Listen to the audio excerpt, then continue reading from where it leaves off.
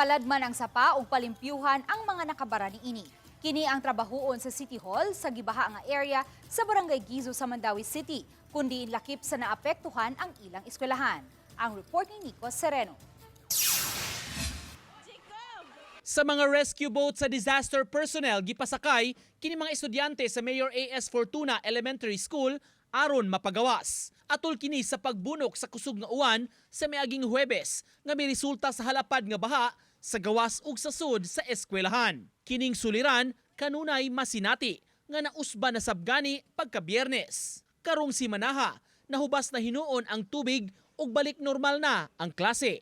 Si Mayor Jonky Uwano uban ang mga officials ug lain-laing department heads gipangunayan ang pag-inspeksyon sa eskwelahan. Lakip sa gisusi nila ang silingang komunidad sa Tipolo Creek. Gitan-aw sab ang mga panimay nga nagpatong mismo sa creek kundi ang uban nakababag sa waterway. Kusog ang uwan, naagyaday yung bubaha. Labi na og high tide. Kaya dili man makakuan. Kini ang buot paaksyonan sa syudad maong gimiting ang pipila ka mga residente. Maablihan tong katong nabarado dito na katong ilawom sila mga balay na katong mga gipang simento. Nya magpahangyo sa tanila na magtinabangay tatana. No, this is a shared responsibility. Nalang sila musud lang sila sa balay niya murag lungagan lang nila ang kanang kuan kay para dito sila moagi. Wala ra may kuan. Kung madimulisyon asa man taw mi mabutang. Wala naman nagisgot sa Jimmy.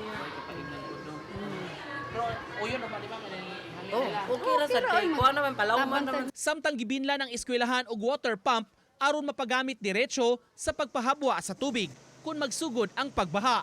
Gipasalig sab sa syudad kasugda na ang pagtrabaho sa drainage project. Ang una nga plant is diri sa tunga mo agi and then kanang tanaw-tanaw nga basin magkaada og gymnasium dere nga itukod po nilang congressman o nilang mayor so maguba man daw so adto na lang siya para di na siya may labtan in case Hindi lang yun ni overnight.